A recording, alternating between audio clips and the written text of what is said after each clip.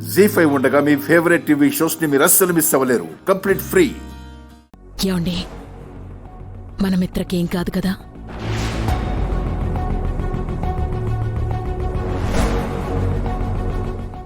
మన మిత్ర కదా.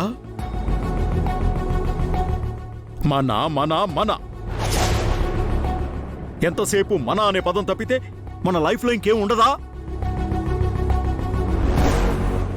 అసలు దేని గురించి మాట్లాడుతున్నారండి? నా కొడుకు బాగుండాలి, నా కొడుకు బాగుండాలి అనే నీ స్వార్థం గురించి.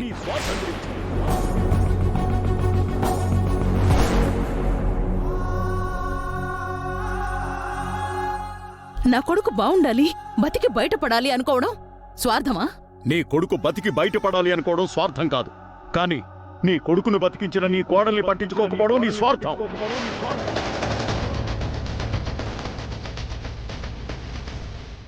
నీ కొడుకు బతకడం కోసం తన జీవితాన్ని పణంగా పెట్టిన నీ కోడల్ని లెక్క చేయకపోవడం నీ స్వార్థం. ఇందులో లెక్క చేయకపోవడమే ఉందండి. డాక్టర్ లక్ష్మికి ట్రీట్మెంట్ చేస్తున్నారు కదా. ఓహో, లక్ష్మికి డాక్టర్ ట్రీట్మెంట్ చేస్తున్నారు అనే ధైర్యం ఉంది, కానీ తను ఏమైపోతుందో అనే భయం మాత్రం నీలో లేదు కదూ. కులాసాగా తిరుగుతున్న నీ కొడుకు మీద చూపిస్తున్న శ్రద్ధలో 1% ప్రాణాలతో కొట్టుమిట్టాడుతున్న నీ కోడల మీద చూపిస్తున్నావా?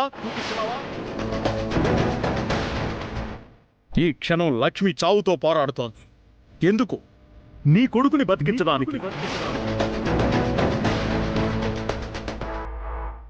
మన ఇంటి దీపం ఆరిపోకుండా నిలపడానికి. మన గుండె ఆగిపోకుండా ఉండడానికి.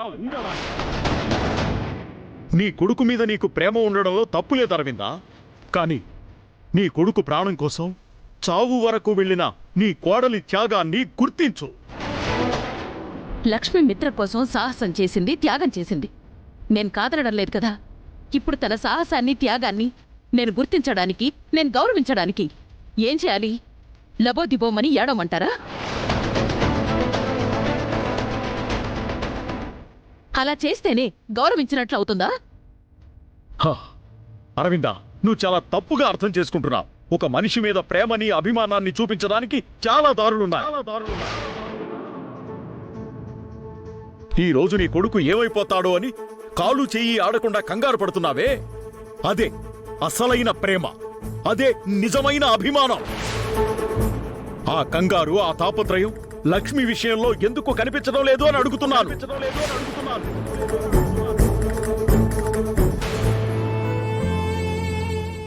ఏడవకమ్మా, వాడికి ఏం కాదు. వాడికి నయమవగానే 108 సార్లు హారతిస్తారని ఆ దేవుడికి మొక్కుకో, అంతా మంచి జరుగుతుంది.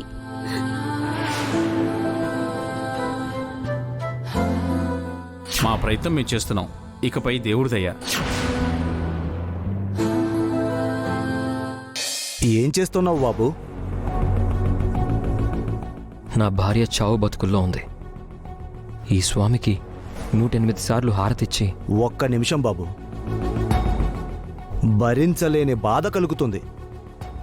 చేసే ముందు ఒక్కసారి ఆలోచించుకో బాబు.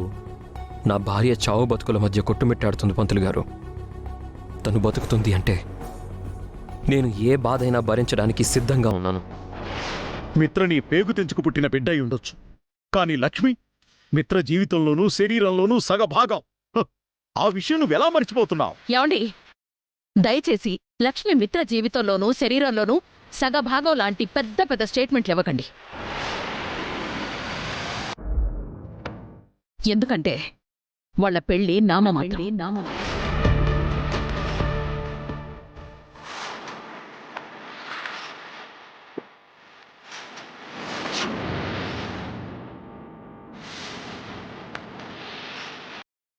వాళ్ళది 1 ఏడాది తరువాత తెగిపోయే బంధం.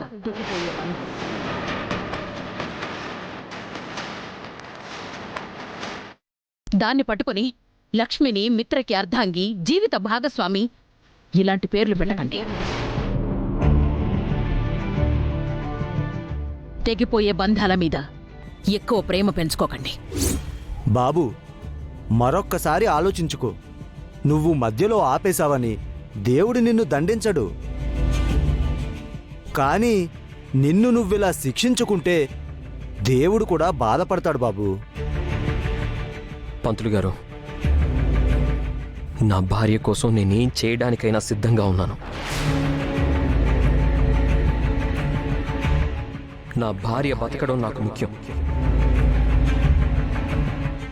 దయచేసి నన్ను ఆపకండి.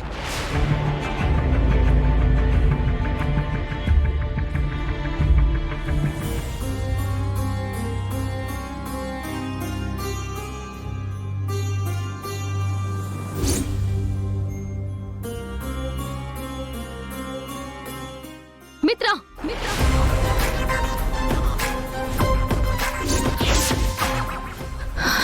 మిత్ర, what is this? What are you doing?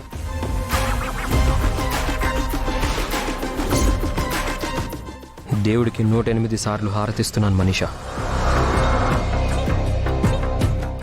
What? Are you mad? దేనికోసం ఇదంతా? లక్ష్మి కోసం.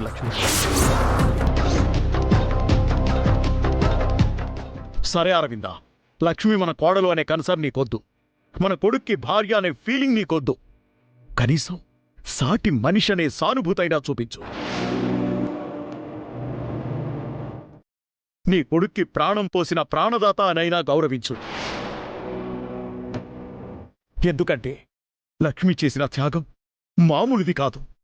నువ్వు నేను జీవితాంతం తల్లకిందులుగా తపస్సు చేసినా, మన జీవితాల్ని రాసి లక్ష్మి పాదాల దగ్గర పెట్టినా తీర్చుకోలేని రుణమని.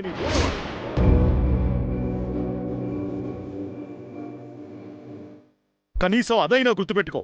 సంతోషిస్తాను.